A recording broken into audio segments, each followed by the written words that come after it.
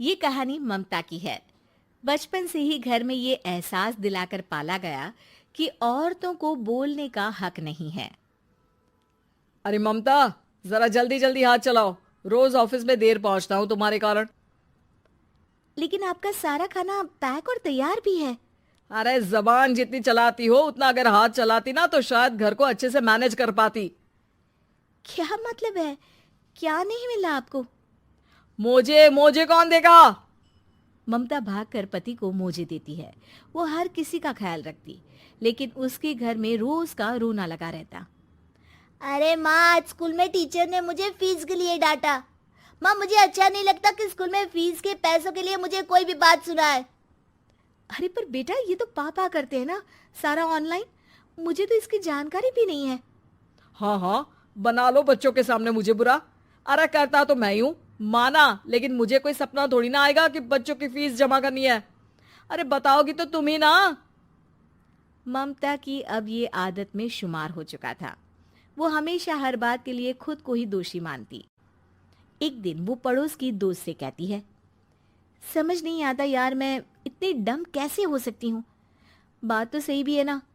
अब पति बेचारा नौकरी करे, पैसे कमाए, या फिर ये देखे कि बच्चों की फीस का वक्त है। क्या करूँ यार। पता नहीं, मेरे पति तो सारा काम खुद ही करते हैं। वो तो कहते हैं कि तुम थक जाती होगी, सारा दिन घर बाहर बच्चे तो। अच्छा, ऐसे भी पति होते हैं क्या? अरे क्या बात कर रही है?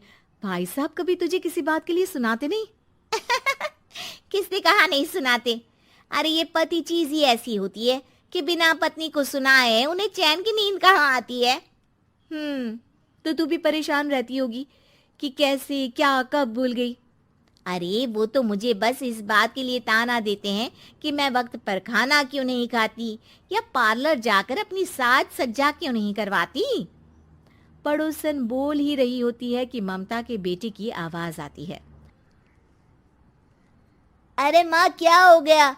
लग नहीं रहा कि आज आप मुझे पानी भी देगी। अरे कब से खाने के लिए वेट कर रहा हूँ। अरे यार, मैं चलती हूँ। बेटा खाने के लिए वेट कर रहा है, मैंने उसे खाना भी नहीं दिया। अरे 12वीं में पहुंच चुका है तुम्हारा बेटा, उसे बोलो खुद पानी लिया करे। मैंने तो अपने बच्चों को काम करना सिखाया है। अरे यार, खुद की भी तो कोई लाइफ है। माना जब नहीं कर सकते थे तो किया, लेकिन अब इतने बड़े बच्चों की हर बात मानेंगे तो मुश्किल तो अपने को ही होगी। ममता को पड़ोसन की बात में दम तो लगता है, लेकिन करे क्या, आदत भी तो खुद ही ने डाली थी। ममता घर जाती है कि तभी बेटी आ जाती है। माँ, परसों मुझे एक शादी में जाना है। तेरी वो जो लाल वाली साड़ी है ना, उसे दे देना। मैं आज जाकर टेलर को दे दूंगी, वो उस साड़ी से सूट बना देगा। अरे नहीं नहीं तारा, वो मेरी माँ ने मुझे दी थी और उस साड़ी से मेरी काफ़ी भावनाएं जुड़ी हैं। तुमको ना मैं दूसरी साड़ी दे दूंगी। ओके, कोई बात नहीं, लेकिन आज दे ही देना पक्का। तारा माँ की साड़ी से सूट बनवाकर पार्टी में जाती है, लेकिन जब वो पार्टी से लौटती है, क्या है, मैं तो समझ ही नहीं पा रही हूँ। अरे जब वो साड़ी मांगी थी तो ये छल्ली सी साड़ी क्यों दे दी? मैं ही पागल थी जो इस साड़ी का सूट बनवा लिया मैंने। माँ, जानती भी हो कि कॉलेज में मेरी कितनी हंसी उड़ी। तभी वहां ममता का पति सुनील आ जाता है। अरे गवार औरत, जब बेटी साड़ी मांग रही थी तो दे देती ना। अरे पापा, इनके तो इमोशंस जुड़े थे उस साड़ी से। ममता इतने सब के बाद भी कुछ नहीं बोलती।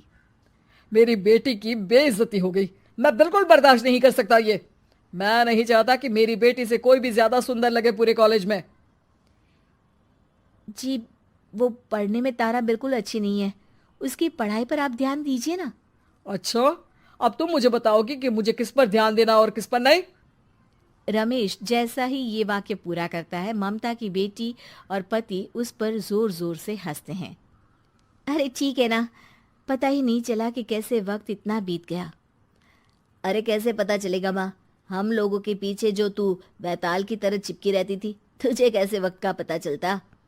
ममता को पहले सास ससुर, फिर पति और बच्चों की तरफ से इस तरीके की बातें सुनकर उसका मन बहुत दुखी रहता था। एक दिन, सुनो ना, बहुत दिनों से कमर के नीचे बहुत दर्द रहता है। कल मैंने देखा तो एक फोड़ा था। अरे ममता, एक बार अपने पति से बात करो, वो तुम्हारा फोड़ा डॉक्टर को दिखा देंगे। अरे नहीं नहीं, वो तो गुस्सा हो जाएंगे। अरे क्यों गुस्सा हो जाएंगे? तुमको दर्द है? हाँ, लेकिन वो यही बोलेंगे कि ऑफिस जाऊं या फिर तुम्हें लेकर डॉक्टर के पास। तो बेटे से ही बात कर ले। अरे वो तो मैं कर लूं, लेकिन फोड़ा है ऐसी जगह कि उसे बताते मुझे शर्म आएगी। लेकिन कुछ ना कुछ तो करना जरूरी है ना, ऐसे कब तक फोड़े के दर्द से तड़पती रहेगी?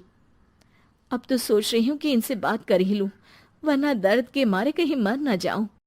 लेकिन शाम को, ममता, क्या किया तुमने आज? खाने के डिब्बे में कैसा खाना दिया था? दाल खराब हो गई थी। कब की थी? दाल तो मैंने सुबह ही बनाई थी, खराब कैसे हो गई? अच्छा सुनिए ना, मुझे कहना है कि अरे गरम दाल बंद करोगी तो ऐसा ही होगा ना। बेइज्जती हो गई सबके सामने मेरी। ऑफिस वालों ने ऐसा मजाक उड़ाया कि क्या बोलूं। कल से ठीक से खाना देना है तो देना, वरना खाना देना बंद कर देना। बाहर खा लूंगा मैं। ममता, जो पति से अपनी परेशानी बताने वाली थी, वो अब ये सोचने लगती है कि कल से पति को खाने में क्या दे। अगले दिन ममता थकी थकी सी हालत में, आप लोगों के लिए नाश्ता बना दिया है, खाना बनाने की हिम्मत नहीं है आज तो। रात भर सोकर थक गई है ना, इसीलिए तो खाना नहीं बना सकती। हिम्मत नहीं हो रही है, मैं बस सोने जा रही हूँ। बस मैडम को सोने का बोल दो, फिर देखो कैसे सोती रहती है। माँ, फिर वही पराठा सब्जी। अरे हमारे साथ के दोस्त एक से बढ़कर एक नाश्ता खाना लेकर आते हैं, आप तो बस। सभी घर से निकल जाते हैं, लेकिन जब शाम को बेटा घर आता है तो घर में अंधेरा रहता है। बेटा लाइट जलाता है। क्या माँ, तुम्हारा भी जवाब नहीं है बिजली का बिल बचाने के लिए? वो बोल ही रहा होता है कि सामने माँ जमीन पर लेटी मिलती है। वो उसके पास जाता है। अरे माँ, क्या हो गया माँ? तभी वहां पड़ोसन आती है। अरे बेटा, तुम्हारी माँ के पैर के पास एक फोड़ा है, जिसके कारण ये लगातार कमजोर होती जा रही थी। मैंने उसे पहले ही कहा था कि घर में बता दो, लेकिन तुम्हारी माँ किसी को तंग करना नहीं चाहती थी। तभी वहां डॉक्टर आ जाता है। अरे इनके ऑर्गन में दिक्कत है, कोई बात है जो इनके मन में खटक रही है। अरे नहीं नहीं, इसके मन में कोई बात नहीं है। कोई काम है नहीं ना इसके पास, सारा दिन बस घर में ही रहती है। देखिए, मैं तो ये नहीं जानता, लेकिन हाँ, इनके मन में हमेशा कोई बात रह जाती होगी, इसीलिए उनकी ये हालत है। अगर आप समय से नहीं ले आते तो हो सकता था कि। अरे नहीं नहीं डॉक्टर साहब, हम पूरी कोशिश करेंगे कि वो ठीक हो जाए। हम लोगों ने अपनी ही परेशानी माँ के सामने रखी, लेकिन किसी ने माँ की दिक्कत को जानने की कोशिश तक नहीं की।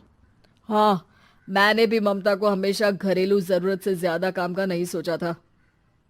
ममता को होश आता है और वो खुद को अपने बेडरूम में देखती है। वो उठने की कोशिश करती है कि माँ, अब आप नहीं उठेंगी। हम लोग है ना, हम लोग आपको पूरी तरह से खुश रखने की